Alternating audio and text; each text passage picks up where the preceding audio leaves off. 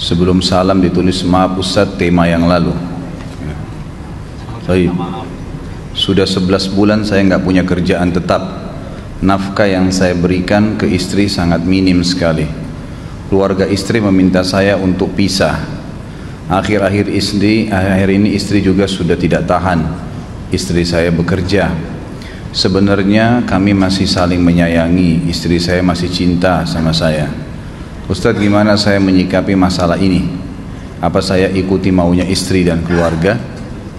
Saat ini istri saya lagi didekati pria lain yang lebih mapan dan kaya. Salahkah saya kalau memukul pria tersebut? Karena pria itu telah mengambil kesempatan dalam kesempitan rumah tangga kami. Ustadz minta amalan atau wirid untuk melapangkan rezeki. Ini ada hubungannya sama tema nggak ini? Hah? Jawab atau enggak?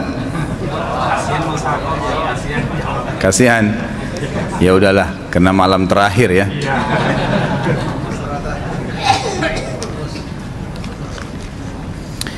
Yang pertama sekali, saya menyarankan Anda saran dari laki-laki ke laki-laki. Prinsip lah. Dan jangan merendahkan diri di hadapan wanita. Maksudnya begini, pada saat seorang wanita yang menjadi istri Anda membutuhkan Anda, tunjukkan kebutuhan kita 1000 kali daripada dia. Dia sayang, dia perhatikan, dia siap berkorban. Kita harus 1000 kali lebih hebat daripada itu. Laki-laki memang penaung. Tapi kapan dibalik? Kalau saya pribadi, kapan dia tidak butuhkan, menunjukkan kebutuhan, saya 1000 kali tidak butuh sama dia. Untuk apa Anda merendahkan diri di depan seorang wanita yang kalau memang dia tidak bisa menjadi seorang istri? Karena kapan wanita sudah menyombongkan diri di hadapan laki-laki, tidak akan ada wibawa sama sekali.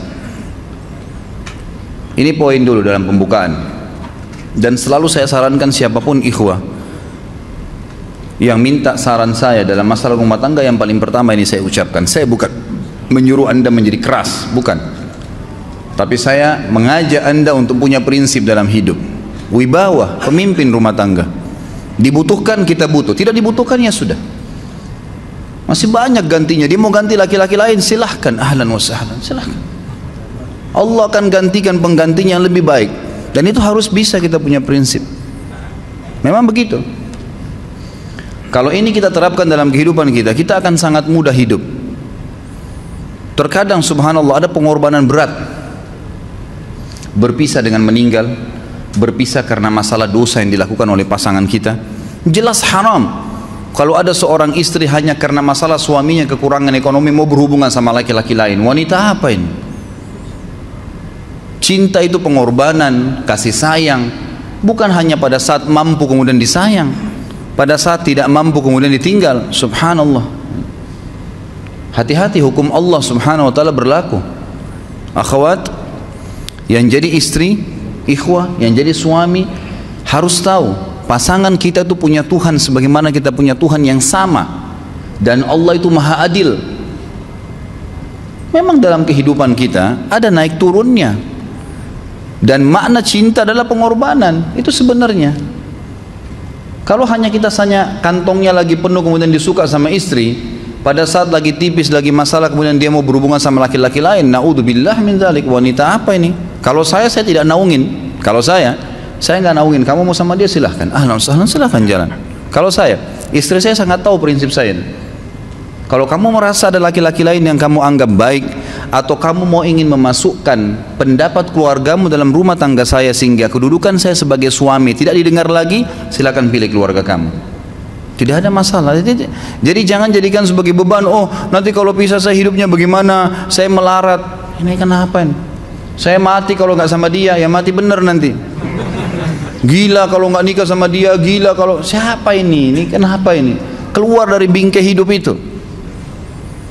Seorang muslim itu hidupnya mulia. Dia dihormatin, dia menghormatin. Dia dihina, tinggalkan. Gitu kan? Allah SWT tidak menyuruh kita menghinakan diri, tidak boleh. Kalau wanita ini misalnya, istri ini yang dikatakan tadi masih mencintai suaminya, dia hanya sekedar minta kerja, ya, garis bawahi kalimat ini ya, dia hanya sekedar minta kerja untuk membantu nafkah rumah tangga, ahlan wa sahlan, jempol, nggak masalah, bagus itu, sampai suaminya mapan, itu baik. Tapi dalam kondisi masih status istri punya hubungan sama laki-laki lain, naudzubillah min dzalik, mana ghirah, mana kecemburuan positif yang telah Allah pelihara dalam diri kita, nggak boleh. Pada saat seorang sahabat pulang ke rumahnya mendapatkan istrinya selingkuh dengan laki-laki lain, tidak disebutkan apakah berhubungan biologis atau tidak, tapi yang jelas sahabat ini sampai kaget masuk ke rumahnya temukan ada laki-laki lain. Dia bingung mau lakukan apa. Dia pergi ke Nabi SAW lalu berkata, ya Rasulullah, saya pulang rumah istri saya lagi sama laki-laki lain.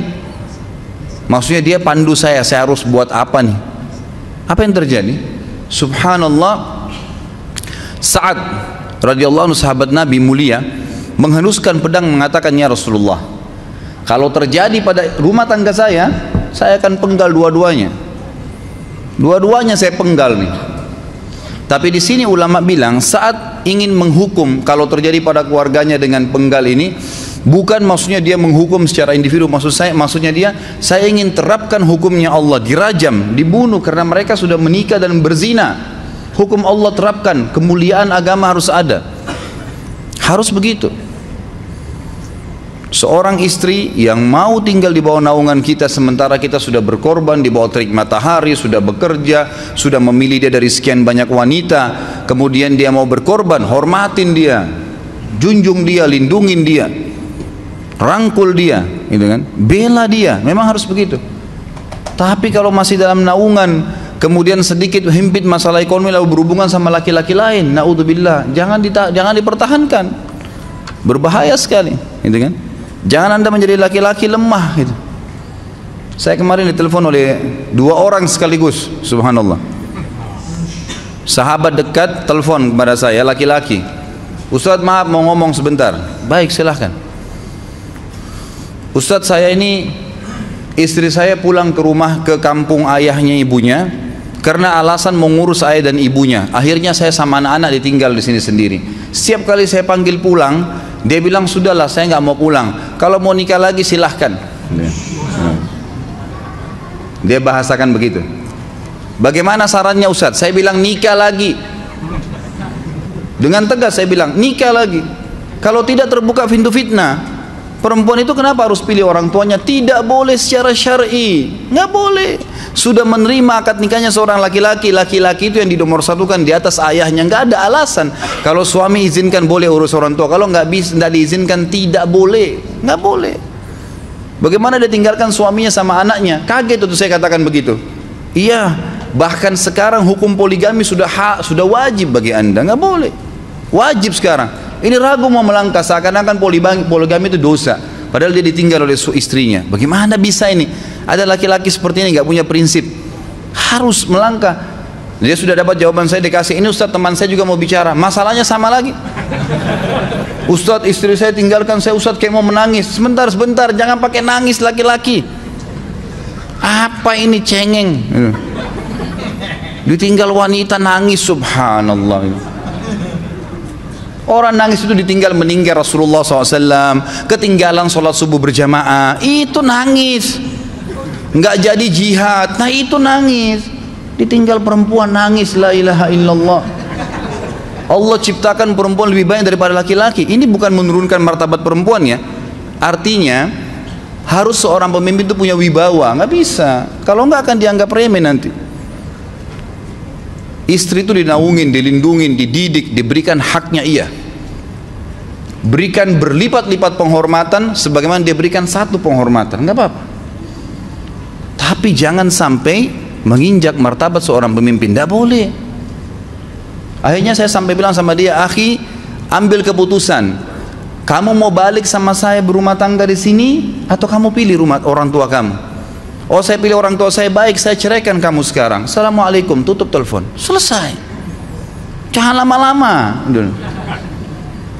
Cengeng sekali, udah sujud sama Allah, saya masih berat cintanya Allah. Ia minta kepada Allah subhanahu wa ta'ala, minta gampang dihilangkan dari hati. Sebagaimana dia datang dia bisa keluar, gampang itu. Subhanallah ya, jangan terlalu mencintai dunia berlebihan. Kalau saran saya, kalau istri anda ini tanya baik-baik, kalau kamu bekerja hanya karena mau bantu nafkah rumah tangga sekarang, ahlan wa sahlan, silahkan. Selama pekerjaan halal, antar dia ke tempat kerjanya, muliakan dia, jaga, jemput pada saat pulang, anda pembelahnya, begitu. Tapi kalau berhubungan sama laki-laki, ada subhanallah suami depannya dia istrinya telepon laki-laki lain dan dia menerima itu. Mana ini? Dalam agama haram, wallah haram itu hukumnya, nggak boleh. Itu namanya dayuth dalam agama. Nabi SAW mengatakan Allah melaknat dayuth. Kata sahabat, siapa itu dayuth ya Rasulullah? Laki-laki yang tidak punya cemburu terhadap pelanggaran agama yang terjadi pada istrinya. Gimana caranya? Nggak boleh dalam agama Islam, gitu kan? Makanya biasakan hati kita terisi dengan cinta kepada Allah SWT dan bukan cinta kepada manusia. Mencintai istri karena Allah yang perintahkan, mencintai suami karena Allah yang perintahkan. Jadi semua karena Allah. Tidak ada kata-kata hilang, tidak ada rugi kalau kita meninggalkannya. Jadi ini hal mendasar yang saya tahu, Allahu alam. Jadi sampaikan seperti itu. Kalau wirid apa? Saran saya adalah memperbanyak istighfar kepada Allah SWT. Gunakan momen musibah itu sebagai kesempatan untuk mendekatkan diri dengan Allah Subhanahu wa taala. Begitu ya.